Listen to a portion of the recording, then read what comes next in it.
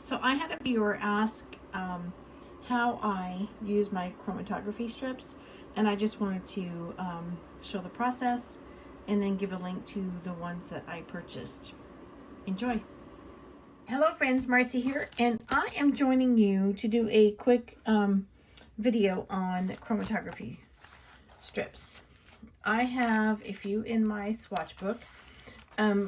And I did not have them when I started this swatch book. So I just kind of started at the back of my ink swatches, and I've been going through and just doing a chromatography strip for my inks from like back to front on full bottle inks. I have not done anything on ink samples, but I have a little tutorial for you. If you have not used chromatography paper, here we go.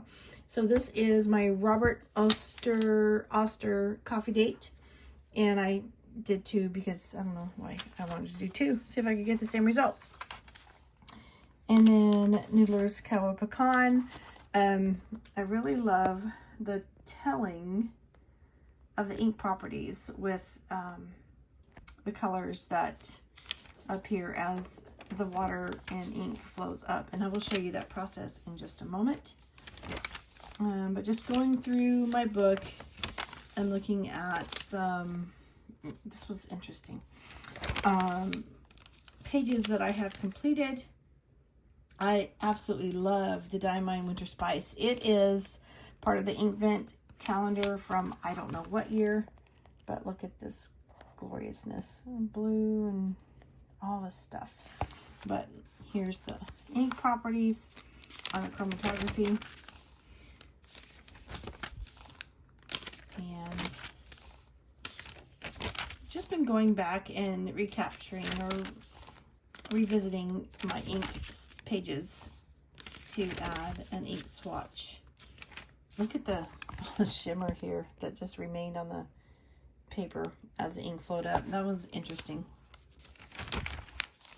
Okay, so this is where we're at. This is where I am back to front in swatching, and it happens to be Ferris Wheel Press Adventuring Down the Rabbit Hole. And I have had this ink, that was my little bookmark. I have had this ink in my Pelican M400 White Tortoise with a broad nib, and I've had it in the Monteverde Regatta Stub 1.1 nib, but I've not done a chromatography strip on it. So I want to tell you a little bit about that. I did order these from Amazon, and I no longer have the outer packaging, but it came a package of 100 strips, and they are 6 inches long when you receive them. And so there we go. Let's show the whole process, Marcy. 6 inches long when you receive them in the package.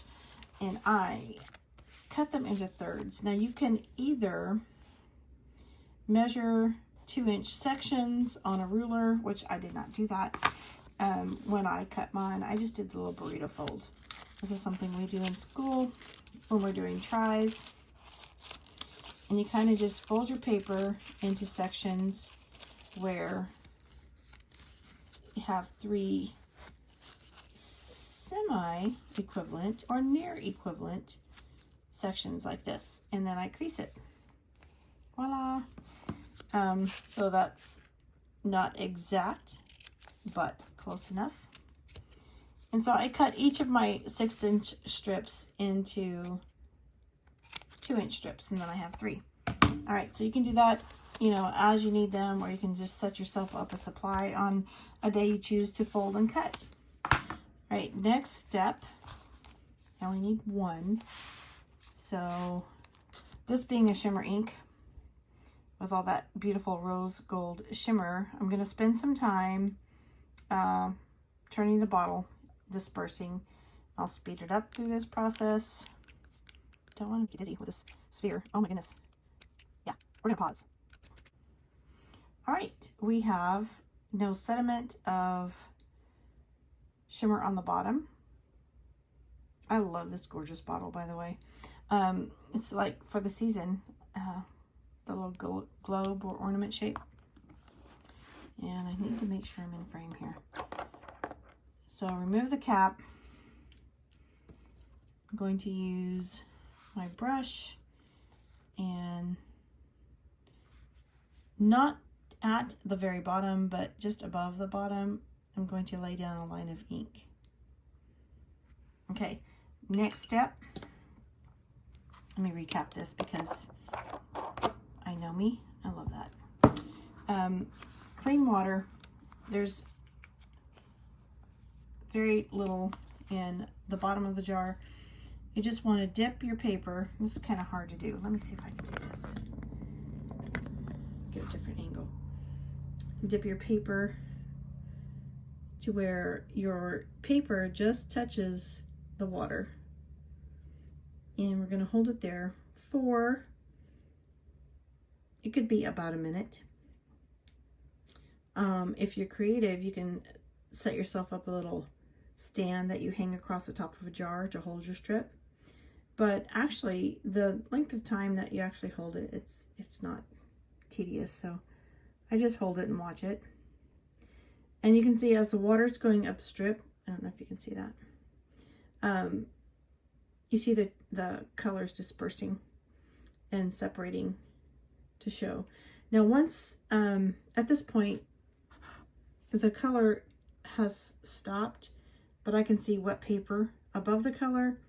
So at this point, my ink has stopped flowing. Now all the water that's flowing up is just water. I'm not seeing this in my screen, so I'm hoping I'm in focus. So there is a water line above the ink, and that means we're done.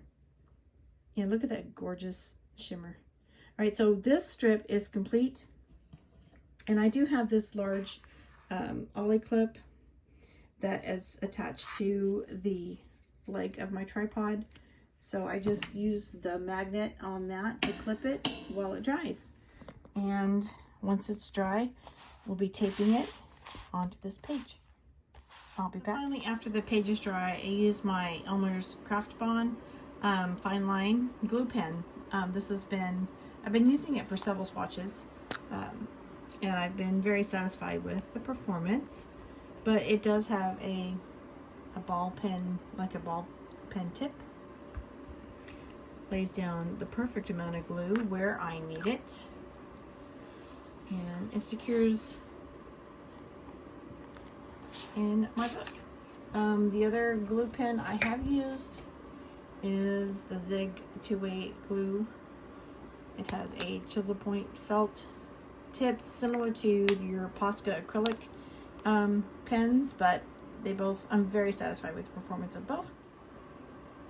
I hope this little how-to tutorial has helped you with any questions that you've had.